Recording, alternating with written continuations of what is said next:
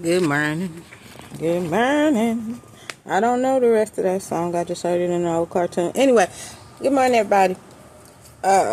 So I was in my house.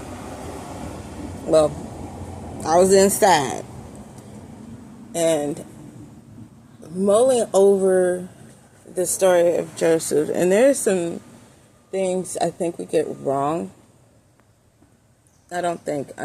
We've gotten wrong about this story. Because when I went back over the story, we are taught that Joseph's brothers sold him. But going over the story again in my Bible, which is, it's an authorized King James Version.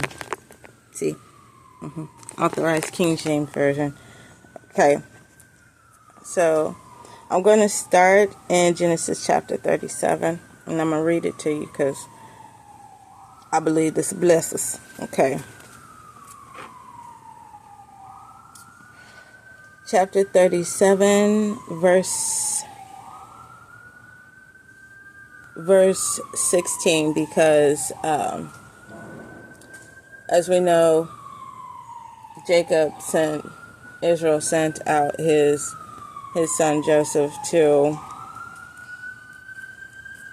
check on his older brothers because they were supposed to be watching the flocks. And he told him to bring back a report of what's going on. And so Joseph was like, I'll do that. So we're at verse 16, and he said, I seek my brethren, because he came upon a man, but he couldn't find his brothers. And he said, I seek my brethren. Tell me, I pray thee, where they feed their flocks. And the man said, they are departed hence, for I heard them say, let us go to Dothan. And Joseph went after his brethren and found them in Dothan. They weren't supposed to be there. Okay. And when they saw him afar off, even before he came near unto them, they conspired against him to slay him. They didn't even like him to begin with, because they knew their father loved him best, and that coat of many colors didn't make it any better, and neither did them dreams. The coat of many colors really set them off, because a gift like that is given to the oldest, as the oldest is considered the heir and the one to receive the blessing. But they didn't like that, because they knew exactly where that was going to be headed. And because Joseph was the favorite, everybody who has a younger sibling knows that favorite syndrome. Whether it's the oldest, the youngest, y'all, we know. Those of us who have siblings, we know. Okay. And they said one to another, behold, this dreamer cometh.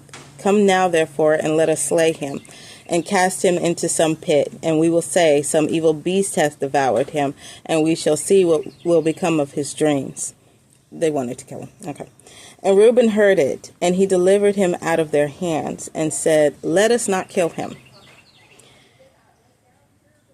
And Reuben said unto them, shed no blood, but cast him into this pit that is in the wilderness, and lay no hand upon him, that he might rid him out of their hands, to deliver him to his father again. Meaning, I know how badly this is going to go. This ain't going to be good. So let me go ahead and try to, I can't diffuse the situation. However, we don't have to kill him. I don't want to kill him. And it came to pass, when Joseph was come unto his brethren, that they stripped Joseph out of his coat of many colors that was on him. And they took him and cast him into a pit, and the pit was empty. There was no water in it. So even if they hadn't come back and nobody had come to get Joseph, he would have died.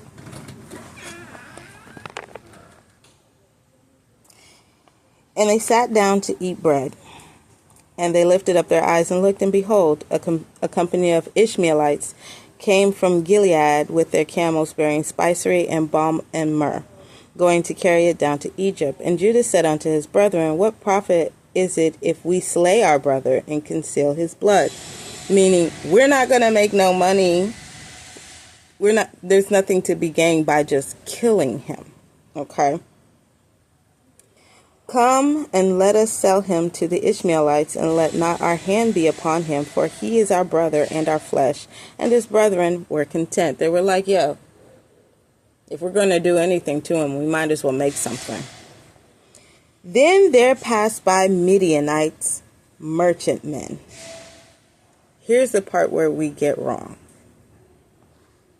Then there passed by Midianites, merchantmen, and they drew and lifted up Joseph out of the pit, and sold Joseph to the Ishmaelites.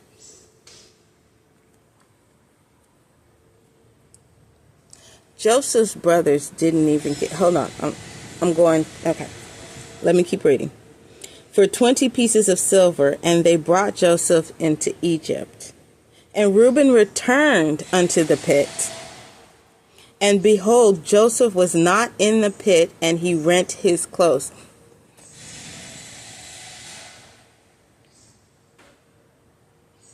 This is the part where we get wrong. We always teach it that Joseph's brothers sold him. They never got to sell him. They conspired to sell him, because killing him wouldn't profit them anything. They wouldn't gain anything by shedding his blood.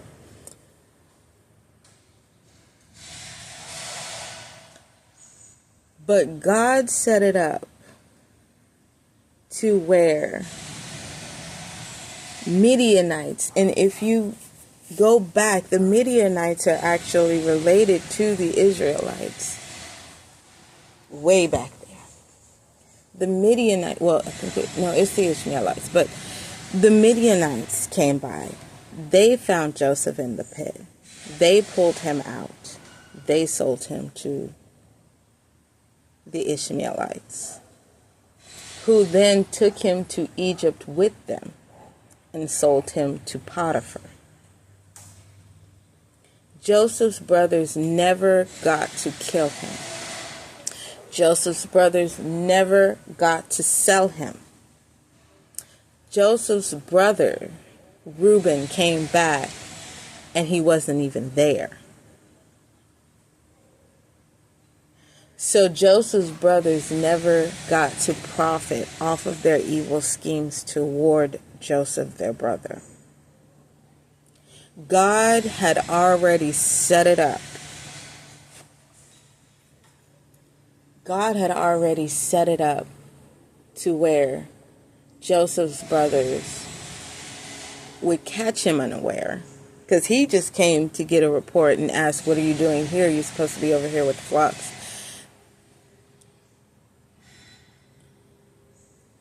So they caught him unaware, and they put him in the pit, not knowing it was the very same pit that the Midianites would come by while they were gone and filling their bellies, who would pull him out and who would sell him. Not them. Your enemy may scheme against you. And I don't even know why we continuously say people are our enemy, because they are not. We do not wrestle against flesh and blood, but of principalities and wickedness in high places. We're not fighting people. You're not fighting those friends that turned against you. You're not fighting family members who disown you. You're not fighting family members who accuse you wrongfully or abandon you or tell you it was your fault that this uncle, friend of the family, person, relative, whatever, did these things to you. That's not who you're fighting. You're not fighting flesh and blood. We do not fight against flesh and blood. That's the reason why the Bible continuously tells us to be good to everyone, especially to the household of faith. It's not them that you are fighting. You are fighting the spirit behind their action against you and toward you. That's who you're fighting. We're not fighting people. We need to stop saying that we're fighting family members, friends, and all of this speech that turns us against people. It's not them. It's the spirit behind their actions. We keep covering up what the enemy is doing through people by blaming it on the person. That's not true. The spirit that was on Joseph's brothers was not only a spirit of offense, it was a spirit of offense, I do believe. But I also believe it was a spirit of hatred, a spirit of malice. Yeah, so it was a combination of spirits, a spirit of malice, a spirit of offense, a spirit of hatred, a spirit of neglect. Because if you go back through how Israel beget all of these children,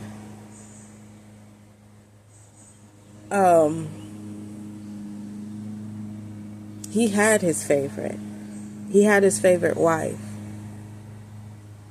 That trickled down to his older children, who were all born of Leah. And then Leah and Rachel became combative against each other over Jacob.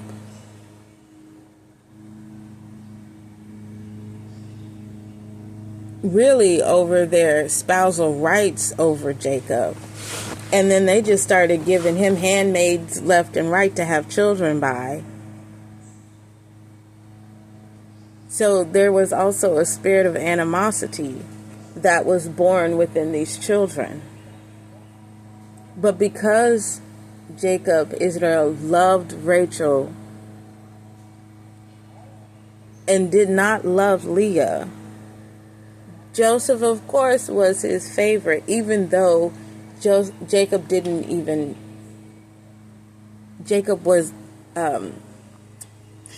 was born of Jacob in his old age, and the Bible said he loved him because he was born of his old age. I think it goes deeper than that. It was because he was born of his favorite wife, the one he loved, the one he actually worked 14 years to marry. Don't you think his brothers would have already known that? Born of his wives or concubines through his wives' handmaidens, they would have known that they didn't have their father's love like that. They would have known that. So that spirit, those spirits carried through into adulthood. And they couldn't really see Joseph as their brother, but they knew he was their brother. They couldn't see him as one to be loved by them because all of their father's love went into Rachel and Joseph.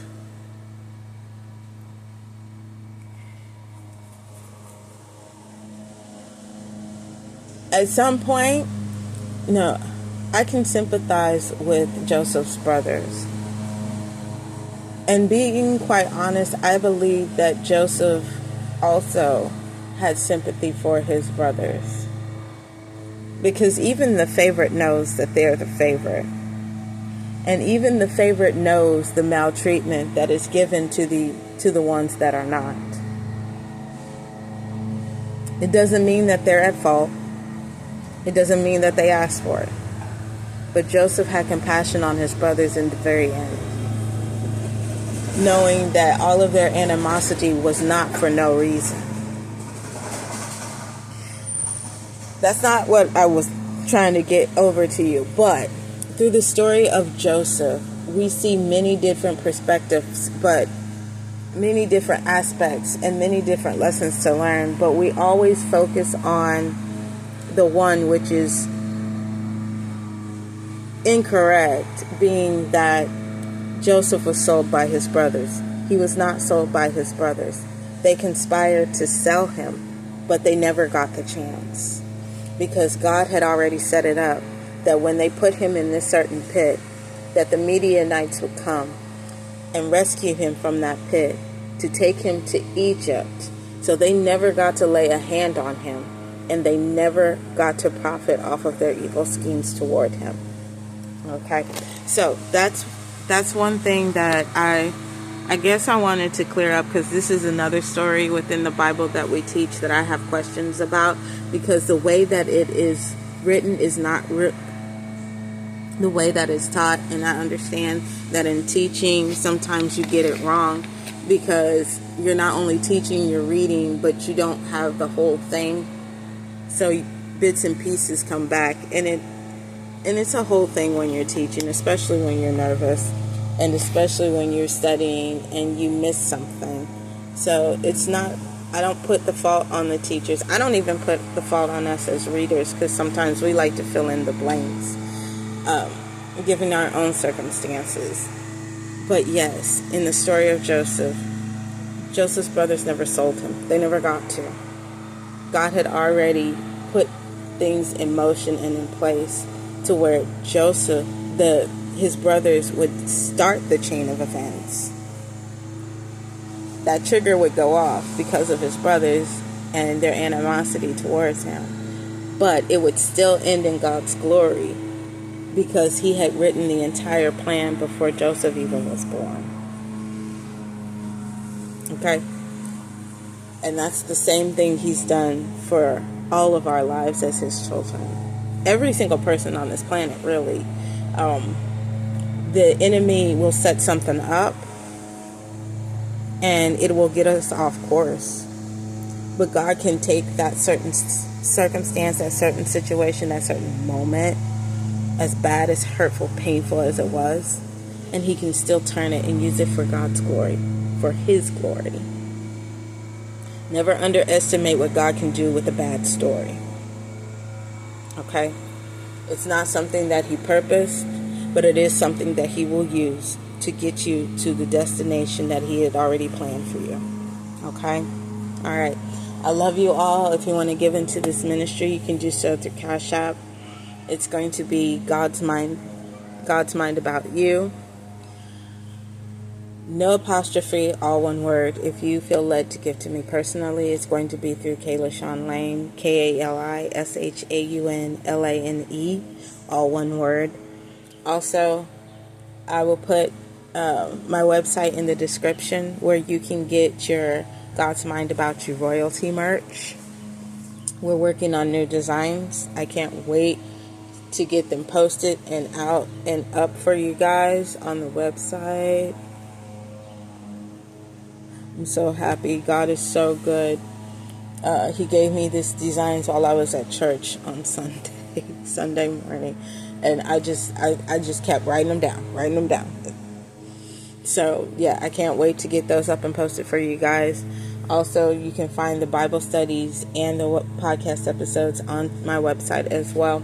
Join my Facebook group, Balanced Bible Study. That's where that's where I post the Bible studies and the podcast episodes, and we can openly discuss them together. And also, the podcast episodes are up on Spotify. They are available to be listened to. They are available as the audio versions up on Spotify, as well as checking them out here. We're still working the kinks out on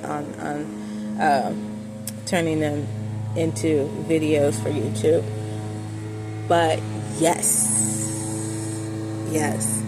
God is amazing. God is good. Learn from the story of Joseph. Stop fighting people. Give them over to God. Let God handle it. Let God do his work. The moment is bad. It's rough. It hurts. It hurts so bad. But God even has a purpose in all of that. He's got you. He already planned something ahead. He is a master. He is the master chess player. No matter what move the enemy makes against you, God already has 1,000 counter moves in place to still get you to where he is trying to place you in his royal heritage. Okay? All right. I love you. God bless. You are royalty. Bye.